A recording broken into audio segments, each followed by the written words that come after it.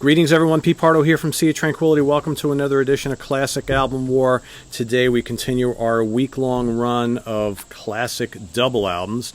In this particular instance, we've got two seminal concept albums, both released 10 years apart, 1969, 1979, both rock operas. In one corner we have The Who's Tommy, okay, and in the other we've got The Wall by Pink Floyd. All right, two beloved albums, two favorites of many. For a lot of people, the two best albums that both band ever recorded. That's debatable, right? So let's take a look at each album. Okay, like I mentioned, both pretty heavy concepts, all right, both considered rock operas. And in the case of Tommy, probably the first ever rock opera, at least full-blown rock opera. Pete Townshend's first real magnum opus, okay? All about the deaf, dumb, and blind boy named Tommy the Pinball Wizard, right? So here we've got the original LP, of course, two sets of vinyl, four sides of music.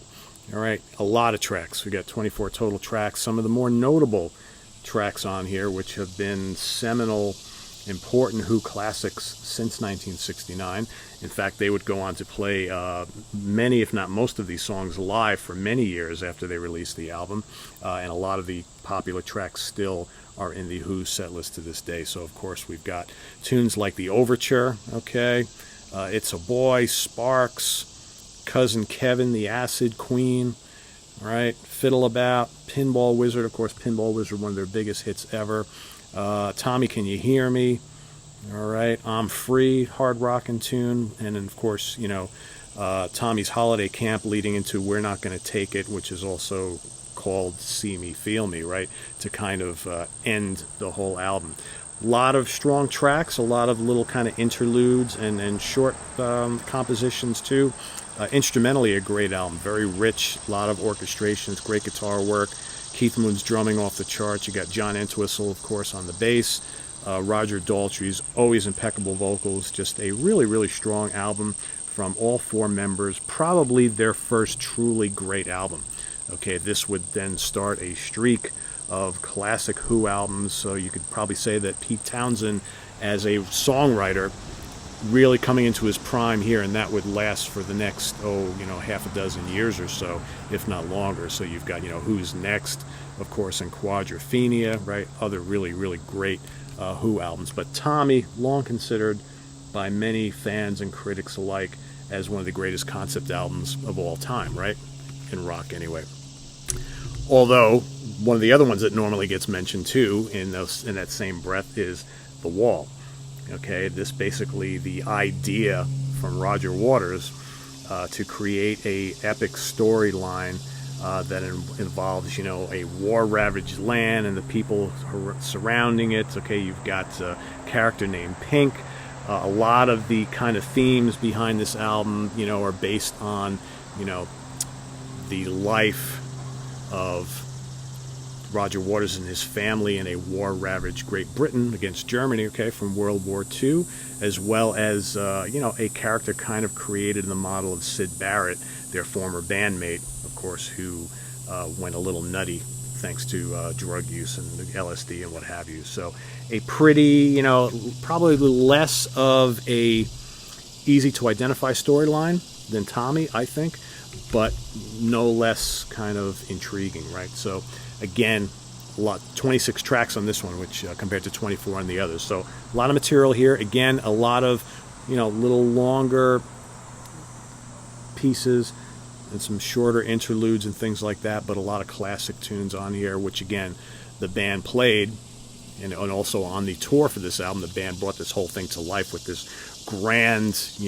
concert spectacle, which Roger Waters has done on his own since leaving the band a number of times too. But a lot of songs here that found their way into Pink Floyd's set list over the years, radio staples and all that sort of thing. So you got tunes like Another Brick in the Wall Part 2, all right, Mother, Goodbye Blue Sky, what else? Hey You, Is There Anybody Out There? Comfortably Numb, of course, with that killer Dave Gilmour guitar solo. In the Flesh, Run Like Hell, okay, Waiting for the Worms, all sorts of really memorable tunes that make up both of these pretty incredible concept albums. neither album is an album you play for the first time and instantly kind of get, right? Both of them have to kind of simmer and boil and kind of percolate in your brain and your ears just to really kind of get the whole thing. They turned both of these into films, okay? Both of these concept albums were eventually made into movies, both a little bizarre for their own right. Of course, the Who movie Tommy features a whole load of, notable actors and actresses, and it's more of like an upbeat affair, whereas the Wall film, pretty dark and ominous film, kind of bleak with a lot of unknown actors at the time. Bob Geldof, of course, popular musician, singer from the Boomtown Rats in the film. So what do I think, right? Well, I'm going to go on record here saying, and you've heard this from me before, I've never been an enormous fan of The Wall. I like components of it. There's a handful of tracks on here that I think are some of the best songs that the Pink Floyd ever did. As a whole, I find this album meanders a little bit. I know not a lot of people agree with that, and that's fine. I know for many people, they hold The Wall in the highest of regards. To many people, it's the greatest concept album of all time. To many people, it's the greatest Pink Floyd album of all time. To many, it's the greatest rock album of all time. And that's cool, right? We all like what we like. For me, though, this is the one. Tommy does it for me. I've been listening to Tommy, since I was a little kid, and I've always loved this album. I've got so many tracks on here and I just like the way this album flows better, and the standout tracks I like better. This happens to have one of the greatest songs of all time, and Comfortably Numb, on it, which arguably is better than any song on Tommy. But as a whole, I've always liked this much better. So for me, Tommy wins. 9th round knockout in spectacular fashion after a grueling fight between both combatants. But again, that's just a fun way of kind of comparing this. There's no winners or losers here. They're both great albums for a reason. We all like what we like. We all hear things differently, okay?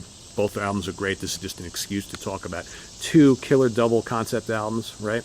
So it'll be interesting to see what some of you think, which one you might favor over the other. But like I said, in the end, just an excuse to talk about and discuss two really cool, great albums. In this instance, both double albums, both concept albums. So put your comments and feedback down below. All right, interested to see what some of you think. And while you're doing that, also visit us on the web at www.seatranquility.org. We're on Facebook, we're on Twitter, of course, we're here on YouTube every day. Go onto our Facebook page today and visit our poll. Vote in our poll. Last I checked a couple hours ago, Pink Floyd was in the lead, but it was fairly close, okay? Fairly meaning, 20 or 30 votes. But Pink Floyd was in the lead, but a lot of cool comments from people talking about which one they prefer. I'm sure we'll see some of that here on the YouTube channel as well. So stay tuned for tomorrow. We've got one more classic double album war between two notable studio albums, okay? And then we're going to switch gears, like I said, to live album battles starting on Monday, right? We're going to take that as long as we can go. So I'm going to pull out all the great live albums from my collection, and we're going to put together some cool matchups, and we'll see where it takes us. Till then, what else we got this weekend? So we've got a really cool top 10 song show coming up momentarily. My favorite 10 tracks from Jeff Beck. That's coming up. We've also got a questions and answers show coming up either later today or tomorrow. All right, and then like I said, we've got the classic live album wars coming up next week. Chris Allo is going to be coming by. We're going to be doing a couple with him next week. So if you guys miss Chris, he'll be popping by one night next week so we can record a couple of those. So lots of stuff happening. We'll see you guys real soon. Bye-bye.